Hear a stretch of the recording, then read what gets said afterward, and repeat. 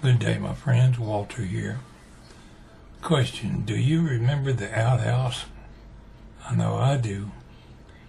Not just one particular one, but their existence and use thereof in general. I shall endeavor to elaborate on the topic.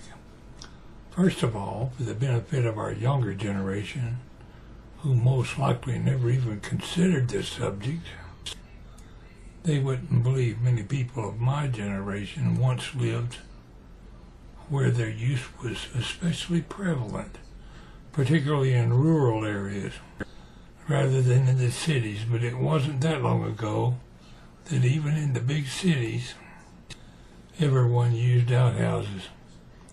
It would have been considered by those folks back then to be a gross idea that someday everyone would do their business, i.e. going to the potty, inside their homes. I'm sure many would have said, "Oh, yuck." Outhouses, at least in all the places I ever dwelled, were most commonly a crude little wooden shack, usually with squeaky, rusty hinges, and built over a square hole in the earth. The toilet seat was some boards atop a bench seat with holes in it, a place to sit on them and hover above the hole that is in the earth under the outhouse. When the hole got too full, they just dug a new hole, moved the outhouse over it, and buried the old hole. It might seem more sanitary with today's modern indoor plumbing, but it could be argued at least it was contained and not flushed into the sewers, where when it floods it often gets by the treatment plants and winds up in our rivers, polluting our rivers and streams where we get our water supplies. I never thought I would depend on bottled water when it come to drinking water, but it came to pass. Much of my life I drank well water and water from a spring. You might not know it, but there are collectors out there who go into cities, find these buried outhouse places, dig them up, and sift through the aged poop, finding old bottles and coins and jewelry. I'm sure when they lost stuff in there, they wasn't about to go in and find it. I personally wouldn't do it even for a dozen Indian head pennies. Don't believe me? Just do a Google search on outhouse digs and privy digs. There are videos right here on YouTube. I guess when someone asks them what they do for a living, they can reply, "I sift through old dried poop for coins and lost valuables." I personally would not want to shake their hands, though. No, fella, I don't want to hold the dime you found, and that nasty bottle you just found don't look none too clean. In my youth, I had to use the outhouse daily as well as everyone else in the house. You could walk down the street and see a very well-worn path in back of everyone's house, leading straight to the little air-conditioned building with the wooden throne. As I recall, we did not have toilet paper back then. I'm sure it was available to those who could afford it. We used whatever newspaper or magazine to wipe with. Often it would be a Sears Roebuck catalog with all the pages folded over like a triangle, making the catalog capable of being stood on one end. You just ripped off the number of pages you needed, and they substituted as reading material while you sat there on the throne with distinctive odors floating all about you. When I was 18 and at Orlando Junior College, I met a toothless old man and his wife.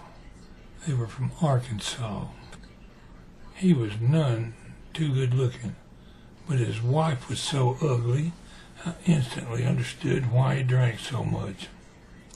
He shared his bottle of whiskey with me, and after a couple of drinks, he got to talking. He said he'd never seen a bathroom until he was a grown man and seen one at the gas station in his town. He proceeded to tell me they used corn cobs to wipe with in the outhouse. I inquired, Really? He took a swig from his bottle and said, yep. We used 2 purple corn cobs, then used a white one. Looked at it to see if we needed another purple one. The colorful old man shared a lot of stories. It's a shame I wasn't smart enough to write them down. I had shared my paratrooper story with my viewers, as I told of the time I took a sheet, tied the ends to the corners with a piece of rope and the other ends to my belt loops, declared myself a full-fledged paratrooper, and promptly jumped off the outhouse roof, nearly breaking my fool neck. I've shared the story where I shoved a cornstalk through a knothole in the back of the outhouse, aimed where I guessed my mama's rear end might be. Her loud screams let me know I must have been right on target. I suppose for an instant she thought the booger man had come to get her. I was always on the lookout for the booger man on my trips at night. I usually ran both ways. A boy's imagination could really get carried away. I recall one night in Aiken, South Carolina, my brother Bobby and I were inside the outhouse sometime around midnight. We had a lighted kerosene lantern with us. I was on the seat doing my thing when Bobby peeked out the door and announced, "There's something out there." I didn't believe him, but we soon got done and opened the door and stepped out. The light from the lantern shone off the fog or something. I don't know if it was swamp gas or what. Anyway, it looked like there was a 20-foot tall ghost there. He screamed and ran towards the house. For a minute or two, I stood there with my knees shaking. I finally gave my interpretation of Jesse Owens yelling, "It's a ghost!"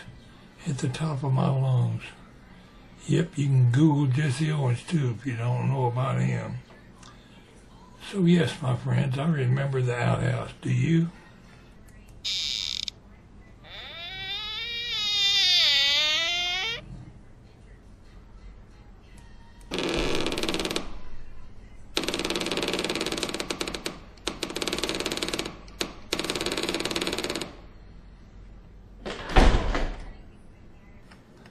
This is Pwalpar signing off.